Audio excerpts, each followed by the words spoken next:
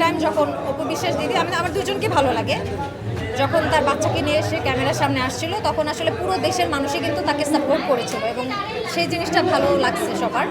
But কিছু কিছু কথার কারণে মানে উনি একটু মাঝে মাঝে মানে ইন্টারভিউতে এসে যে অতিরিক্ত কথা যেটা বলে সেটার কারণে ওনাকে সামটাইমস মানুষ মানে ব্যক্তিত্বহীন মনে হয় আমার কাছে না সবার কাছে, যে উনি অতিরিক্ত কথা বলে এবং যেটা বলা হয়ে থাকে উনি নিজের মুখেই বলেছেন যে শাকিব খানের সাথে ওনার ডিভোর্স হয়ে গিয়েছে অফিসিয়ালি। তো ডিভোর্সের পর এক্স হাজব্যান্ডকে নিয়ে বারবার এত কথা বলা এই জিনিসটা আসলে একটা মানুষের পার্সোনালিটির সাথে আমার মনে হয় না যে যায় না, আমার মনে হয়। সো এক্ষেত্রে আমার অপুদিকে একসময় অনেক ভালো লাগতো, বাট ডে বাই ডে ওনার কথার কারণে ওনাকে আমার আসলে আস্তে আস্তে ভালো লাগাটা কমে গেছে।